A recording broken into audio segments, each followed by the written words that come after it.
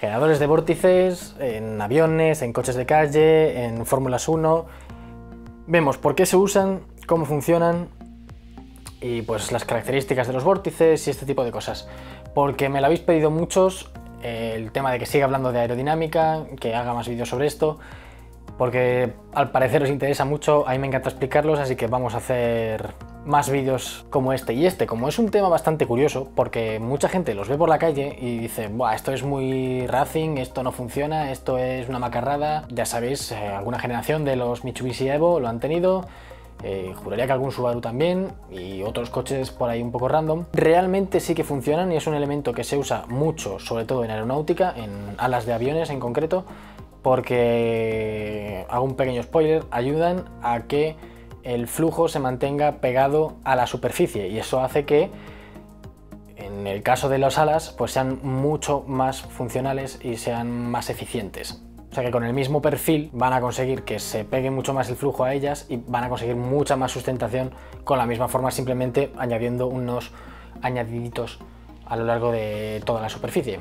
Y como digo, esto lo veremos luego en ejemplos de Fórmula 1, que hay algunos generadores de vórtices que tienen hasta nombre propio por la posición en la que están y las funciones que tienen, y son increíblemente útiles, sobre todo pues, en Fórmula 1, y lo uniré todo con el vídeo anterior, el del fondo plano, porque tiene mucha relación el tema del fondo plano con los generadores de vórtices, ahora veréis por qué. Sin enrollarme mucho más, vamos a empezar con lo básico, que es un vórtice. Un vórtice es una corriente de aire laminar que va en espiral. Antes de meterme más en tema vórtices, hay que explicar primero qué es la capa límite, y para eso vamos a ir a Photoshop como hacemos siempre y vamos a explicarlo.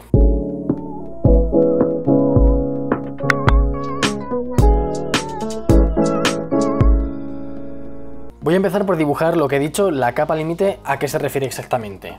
Veamos, tenemos aquí una superficie cualquiera, ¿vale? Puede ser el techo de un coche, puede ser el suelo, la carretera, la superficie del planeta, lo que sea, una superficie. Por aquí va circulando aire a una velocidad determinada, libre, porque está muy lejos del suelo y muy lejos de cualquier tipo de superficie que la puede molestar. Entonces va lo que se llama flujo libre. Entonces, a medida que vamos hacia abajo, esta velocidad va a ir disminuyendo porque va a haber fricción con el suelo y va a hacer una cosa así, más o menos. Imaginaos que estas son las magnitudes de la velocidad, ¿vale? Poned que esto es velocidad 0, esto es velocidad 1, esto es velocidad 2, en las medidas que queráis, ¿vale? Pues la gráfica iría una cosa así. Pasaría desde velocidad 0 prácticamente, iría subiendo, iría subiendo, iría subiendo, y llegaría a un punto en el que, a partir del cual, el aire iría a una velocidad constante, da igual lo alto que sea, porque ya es la velocidad libre, ya no tiene ningún tipo de restricción ni de fricción, como he comentado antes. Entonces, la distancia entre este punto y el 0, ¿vale? Esta distancia se le llama capa límite. Cogería esta curva más o menos y tendería a la constante de arriba. ¿Por qué es importante esto? Porque tiene un papel muy importante a la hora de entender cómo funciona un vórtice. Vale, ahora vamos a suponer que tenemos el ala de un avión, ¿vale? Voy a dibujarlo así. Es un ala de avión porque, como veis, está hacia abajo. Entonces, como expliqué en el anterior vídeo, tendrá que recorrer más distancia por arriba que por abajo, con lo cual tendrá que ir más rápido y menor presión. Y si hay menos presión arriba y más abajo, sube. Aquí, en este caso, el aire iría por aquí arriba y iría por aquí abajo. Vale, y esto generaría sustentación. Pero ¿qué pasa si este ángulo es mayor? Aquí no pasaría nada porque estaría chocando, no se separaría de la superficie porque estaría pegándose contra ella todo el rato, pero el problema lo tenemos arriba, que va por aquí y el aire tiende a seguir recto siempre, y esta superficie es la que está intentando atraerlo para generar esta sustentación. Pero ¿qué pasa? Cuando el ángulo es demasiado alto, lo que sucede es que se separa el flujo. Llega un punto en el que sí que empieza a curvar el aire, pero llega un punto que, en este ejemplo, a lo mejor es por aquí, que ya el aire no es capaz de bajar más, la superficie tiene demasiada inclinación como para seguir atrayendo ese fluido y se acaba separando. Y esto genera aquí una serie de turbulencias, que no vórtices, y esto lo que genera es mucha resistencia aerodinámica, drag, como se dice en inglés, y pérdida de eficiencia total o muy importante en el ala o el alerón. Esto pasa porque hay dos tipos de flujos, el flujo pegado, digamos, y el flujo separado. Attached flow, detached flow en inglés. Lo que queremos es que el flujo esté lo más pegado, el mayor número de tiempo posible pegado a la superficie que queremos que funcione. Porque un flujo separado no nos sirve de nada, no genera downforce, no genera lift en el caso de los aviones, o sea, no genera sustentación. Entonces nuestro principal objetivo es que este flujo que veis aquí no se separe aquí, sino que se separe lo más atrás posible, si puede ser, por ejemplo, aquí, porque así tenemos toda esta superficie que está funcionando, en vez de en este caso que solo está funcionando este trocito. ¿Cómo hacemos esto? Hay una cosa que se llaman vórtices y los generadores de vórtices. El aire que va por aquí arriba tiene mucha energía porque es libre, y el que va por aquí tiene menos energía, como hemos visto antes con la capa límite. Cuanto más cerca de la superficie va más despacito y pierde mucha energía. Entonces lo que necesitamos es atraer parte de la energía de la corriente de aire por encima del flujo libre, atraerla hacia la capa límite para que ésta tenga mucho más energía y eso permita que se quede más rato pegada, en este caso en un ala de avión. ¿Qué es lo que se suele hacer? Voy a poner aquí un ejemplo, os pongo una foto de un ala de avión que tiene unos mini generadores de vórtices a lo largo de todo el ala, que son como unos dientecitos de tiburón, que si alguna vez los habéis visto y no sabéis para qué es para esto. Veréis, vale, ponéis aquí el dientecito. ¿Y qué es lo que genera esto? Esto lo que genera es que la energía de las capas de aquí arriba que están libres consiga atraerlas al estar un poco inclinados, ahora veréis ejemplos, y genera un vórtice. Y este vórtice, ¿qué es lo que hace? Como veis, coge el aire de arriba y lo lleva hasta abajo, así cíclicamente. Y esto lo que nos permite es que el aire pase en vez de por arriba y se separe, que continúe toda la superficie esta, gracias a este vórtice de alta energía que va a ir pegándose a la superficie. Aquí tenéis un ejemplo mucho más claro que de lo que yo he dibujado. Os lo quería ir dibujando un poquito poco a poco, pero para luego enseñaros esto, que es una representación de un kit, que son piezas así, en este caso, de generadores de vórtices. Normalmente los aviones sí que suelen tener esta forma. Es bastante eficiente esta en comparación con coches de calle, ahora explicaré por qué. Y aquí veis lo que ocurre. Queremos que el aire se quede pegado a la superficie lo máximo posible, y sin estos generadores de vórtices se separaría aquí, como he hecho en el dibujo antes. Toda esta parte no está haciendo nada, veis que el aire va en cada una de las direcciones que le da la gana y no nos está sirviendo para nada. Entonces este avión, si el ala cogiera este ángulo y no tuviera generador de vórtices, probablemente empezaría a caer, entraría en barrena y sería peligroso. Entonces, para ángulos así poco exagerados, se ponen los generadores de vórtices, y ya veis como aquí ni siquiera es laminar. Veis que ya aquí han dibujado las formitas de los vórtices porque son mini vortecitos que van recorriendo todo el ala. Vamos a ir, por ejemplo, con un coche de calle. Marcas como por ejemplo Mitsubishi lo estuvo haciendo en el Evo hace muchos años ya, lo ponía en el techo, lo estáis viendo aquí. ¿Para qué? Pues porque en este caso parece que van rectas, ¿vale? Estos generadores de vórtice, pero la gracia es que no vayan rectas, porque si van rectas no se genera prácticamente ningún vórtice. Tiene que estar, si viene el aire en esta dirección, el generador de vórtices tiene que estar así, ligeramente inclinado, porque de esta forma, voy a hacerlo ahora un poco en perspectiva, el aire vendría por el lateral, por el de allá, pasaría por arriba, y aquí, como se generaría una zona de baja presión porque está tapado por el viento, tendería a bajar, y al tender a bajar volvería a subir y estaría haciendo este gesto de vórtice. Y así es como se genera. No puedes hacerlo recto porque si no, no habría ninguna zona de baja presión. Entonces, inclinaditos. ¿Qué es lo que pasa en los coches de calle? Pues en este caso están inclinados, aunque no lo veáis porque no se ve muy bien en esta foto, pero están ligeramente inclinados. ¿Por qué digo que no es lo más eficiente? Porque lo más eficiente es que sean súper afilados y de una forma, en principio, más cuadrada. Esto sería un generador de vórtices mucho más eficiente, que es el que vemos en las salas de aviones. Pero ¿qué es lo que pasa? En las salas de aviones sí que son piezas que normalmente se hacen aparte y luego se pegan de alguna forma, o se atornillan, o se hace a posteriori. Y no tienen que cumplir una serie de normas de seguridad como si tienen que hacerlo en las marcas de coche. Entonces tú no puedes hacer unas cuchillas de afeitar en el techo de un coche, porque con el tema de impactos contra peatones, que sí que es el techo y encima es la parte de atrás. No es tan grave, pero no puedes hacerlo. Punto. Y luego por temas de manufactura, esto si os fijáis es toda una pieza. Es mucho más complicado de manufacturar de una sola pieza, pletinas metálicas súper afiladas, con un perfil cuadrado, en fin. Es más complicado, más caro, y ya sabéis que en tema de producción de coches, cada céntimo es básico ahorrárselo, porque se multiplica por millones de unidades. Entonces, por eso no son los más eficientes, porque además tampoco es muy bonito ver esas cuchillas ahí. Y este tipo de antena de tiburón, como veis la del medio, que eso no es un generador de vórtices, es simplemente pues la antena, pues es un poco más estético. Y en coches ya sabéis que el tema estético es de lo más importante que hay. ¿Y para qué se usan en coches de calle este generador de vórtices? Os preguntaréis. Voy a dibujar el perfil de un coche. Tenemos el cristal delantero, techo, cristal trasero, voy a hacerlo un poco más inclinado, cristal trasero, y voy a hacer una especie de alerón, ¿vale? Voy a hacer solo el perfil del alerón. Vale, tenemos el coche. ¿Qué pasaría con la aerodinámica de este coche si no tuviera generador de vórtices? El aire subiría por aquí, iría por aquí, y esta inclinación ya sería muy abrupta para que el aire pudiera seguir por abajo, entonces se separaría e iría por aquí, tendría a subirse aquí un poquitín y ya está, vale. Pero ¿qué es lo que pasa? Que toda esta zona al alerón no le está sirviendo de nada, porque está con aire turbulento, sin ordenar, sin ser laminar, obviamente, porque es turbulento, y entonces no está siendo casi nada efectivo. Simplemente pues una parte por aquí sí que está sirviendo para algo, pero no es muy eficiente. ¿Cómo podemos hacer que este alerón sea más eficiente? Poniéndole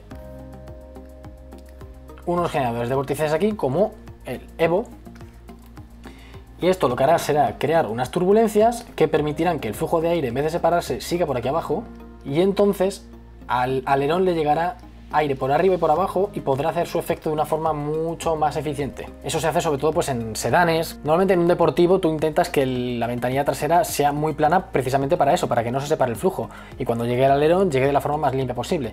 Pero en berlinas, son sedanes que tienen el cristal trasero más inclinado, como era el caso del Evo, ese flujo se va a separar, es demasiado inclinado para que lo siga. Entonces se usó eso y me parece una solución muy inteligente, que no he entendido porque, bueno, sí que lo entiendo porque queda un poco macarra, y es verdad que un sedán o una berlina normalmente suele ser un coche más elegante, entonces aunque sea menos eficiente no incluirlo, al final el diseño premia más, entonces no se hace. Vamos a ver cómo se usa esto en la Fórmula 1 de una forma bastante más óptima. Vamos a ver ahora dónde están los generadores de vórtices en la Fórmula 1 y en general en coches de carrera y para qué se usan. Vamos a empezar por ver en qué sitios los tiene. Principalmente, como tú quieres que un vórtice se genere delante para que tenga efecto a lo largo del coche, pues ¿dónde va a tener más? Pues normalmente en el alerón delantero, en caso de la Fórmula 1. Aquí veis la cantidad de generadores de vórtices que tiene. Algunos son muy evidentes y otros no tanto. Veis, este es muy evidente, un plano muy afilado, en este caso ligeramente girado también.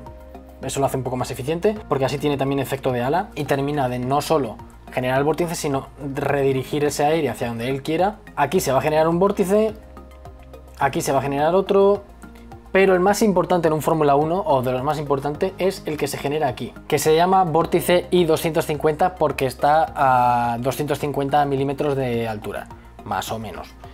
Tiene ese nombre por eso, es muy famoso. ¿Qué es lo que hace este generador de vórtices? Que aquí, si lo veis, no es un plano vertical como se está comentando hasta ahora, sino que son los finales de los aletines que bajan abruptamente hacia abajo y acaban en pico. Esto lo que hace es que, en vez de que en el alerón la parte de arriba suba hacia arriba y la de abajo la aspire y también la lance hacia arriba, en este caso, al estar cortado en diagonal, esa esquina hace que la parte de arriba curve, baje y genere un vórtice. ¿Y cuál es la gracia en este caso? ¿Por qué hay tantos? Porque cuantos más hay, se suma la energía de ese vórtice, y cuanta mayor energía, más interesante es. Porque ¿qué es lo que hace este vórtice? Como veis aquí, lo que está haciendo este vórtice, que se genera aquí, es ir por todo el lateral del coche. Está llevando muchísima energía a lo largo de esta zona. ¿Pero por qué es interesante llevarlo hacia aquí? Porque si os acordáis, en el vídeo anterior comentaba del fondo plano cómo sellándolo se hacía muchísimo más eficiente, porque evitabas que entrara aire del exterior, haciendo que ganara un poquito de presión el fondo plano, y eso no nos interesaba. Queríamos que tuviera el menor presión posible. Entonces por eso se intentaba sellar con láminas de goma que se prohibieron en la Fórmula 1, por seguridad. ¿Qué es lo que han hecho los ingenieros de Fórmula 1 con todo esto? En vez de utilizar una barrera física, han hecho una barrera de vórtices. Este vórtice lo que hace es rotar en este sentido y evita que el aire entre porque está rotando en el otro sentido. Entonces está actuando como de una especie de barrera física, pero sin existir físicamente ahí. Aumenta el efecto del fondo plano una locura. O sea, es importantísimo este tipo de generadores de vórtices en un Fórmula 1. Es casi el más importante de todos. Ya os digo, porque la mayor parte del downforce de un Fórmula 1 viene del fondo plano y esto ya os digo que ayuda un montón. Como veis aquí, el resto de generadores de vórtices lo que están intentando es separar el aire sucio de las ruedas, que es uno de los mayores generadores de aire sucio, porque es un muro sin aerodinámica ninguna. Entonces lo que están intentando es con este vórtice y estos vórtices de aquí, junto con todos los elementos del batchboard, estos planos, los planos de aquí abajo también, que lo que intentan es redirigir ese vórtice, uno para sellar el suelo y otro para separar todo el flujo sucio de turbulencias de la zona trasera del coche, porque si llegara todas esas turbulencias aquí perderían mucha efectividad. Entonces se intenta que todo este flujo sucio de la rueda delantera se aleje del coche lo máximo posible, como veis aquí, y que aquí solo llegue aire limpio, que sea mucho más fácil de domar, digamos, que se pueda controlar de una forma mucho más eficiente y puedan poner aletines en el sitio perfecto para mejorar el rendimiento del automóvil. Os voy a poner un ejemplo de cómo se ven esos vórtices, ¿vale? En este caso es un vórtice del alerón trasero, se suele ver más en situaciones de alta humedad, pues en algunos grandes premios, en China por ejemplo, se suele ver de vez en cuando hay muchísima humedad en el ambiente, y cuanta mayor velocidad tiene el Fórmula 1, más intenso es ese vórtice. Y normalmente se ve el que más, no porque sea el de más energía de todo el coche, que no lo es casi el que más, pero no lo es, pero porque está en una zona muy visible para las cámaras. Entonces, si alguna vez veis esas tiritas, es por eso. El de más energía es el i250, que es el que os he dicho antes, pero claro, está escondido por dentro, entonces no se suele ver muy bien en las cámaras. Pero aquí, en esta cámara onboard, del alerón delantero de, creo que era Mark Webber, si no recuerdo mal, sí, o sea, lo pone aquí, sí, perdón, de Mark Webber, aquí veis cómo este vórtice hace este recorrido, se genera aquí, ya empieza a coger esta curva. O sea, esto no es que sea un loop, o sea, es que estos son una locura de loops, y aquí se gira porque ya empieza a entrar todo el fondo plano del coche, los dashboards y todos estos elementos que para lo que se usan es para coger ese vórtice y algún otro vórtice más e ir redirigiéndolos a lo largo del coche para, pues lo que os he dicho, para sellar el fondo plano, para llevarlo más limpio al difusor, para distintas cosas, cada uno en su punto. Pero aquí esta imagen es muy chula porque se ve perfectamente, o sea, aquí estáis viendo el vórtice, y esto es porque ya veis que tiene neumáticos de lluvia, aquí hay la estela de la lluvia, situaciones de alta humedad. Es mucho más fácil ver la condensación de esos vórtices de alta energía. Y lo dicho, cuanto más planos tiene el alerón delantero, son más vórtices que se van sumando uno encima del otro y van mejorando y aumentando de energía, y es más interesante el efecto que tienen cuantos más hay. Pasa que en la Fórmula 1 se limitó a 5 planos, si no recuerdo mal, del alerón, entonces no pueden tener más de 5 generadores de vórtices de ese vórtice en concreto, pero si no, igual tendrían 7, 10. Esta es otra vista de lo que os he comentado, como aquí cae y empieza a curvar y empieza a hacer los vórtices aquí y se van por el lateral, y aquí veis pues también que este vórtice está para esquivar la rueda, este también está para esquivar la rueda, aunque estas últimas temporadas estos aletines se han prohibido porque generan muchas turbulencias en los coches de detrás, y eso pues elimina muchas posibilidades de adelantamiento, y se intenta que el aire vaya lo más limpio posible para que los coches de detrás no pierdan tanta eficiencia. Entonces hay cosas que en la Fórmula 1 se están eliminando por eso. En este caso veis lo mismo, pero desde una vista inferior. Simplemente pues lo que os estaba comentando. Aquí veis cómo está sellando toda esta parte. Y bueno, básicamente esto habría sido por este vídeo. Espero que os haya quedado bastante claro para qué sirven, cómo funcionan y qué tipo de formas hay, porque hay algunos coches de calle que tienen y otros que no. Y si tenéis algún proyecto de aeromodelismo, de hacer algún avión de juguete, RC, radiocontrol, o en un coche, os gustan estas cosas y queréis probar en ponerlo en vuestros coches, hay en eBay y en otras tiendas hay kits de este tipo de elementos, de kits de generadores de vórtices. También se usa bastante para autocaravanas, para camiones, porque hace que consuman menos combustible. Al permitir que se quede más pegado a la superficie y haya menos turbulencias, pues estás generando menos zona de resistencia aerodinámica y por lo tanto el coche consume menos. Entonces, pues en caravanas y en camiones es interesante según la geometría que tengan. Os recomiendo que investiguéis por ahí porque es un tema bastante interesante. Y a mí esos temas de hacer algo más eficiente y tal me gusta mucho, siempre me ha llamado mucho la atención. Así que bueno, espero pegaros esa curiosidad a vosotros también. Y si os ha gustado, decidme en los comentarios, decidme de qué queréis que hable en el próximo vídeo de aerodinámica. Quizás el siguiente será un tutorial de dibujo. Quiero ir probando a ver si... porque me gustaría más enseñaros a dibujar, a diseñar, temas así que realmente solo aerodinámica o solo análisis de diseños de coches. Me gustaría también que sea un poco más didáctico. Pero bueno, si os gustan, dejadme el like y ya sabéis, todas estas cosas. Muchísimas gracias y nos vemos en el siguiente.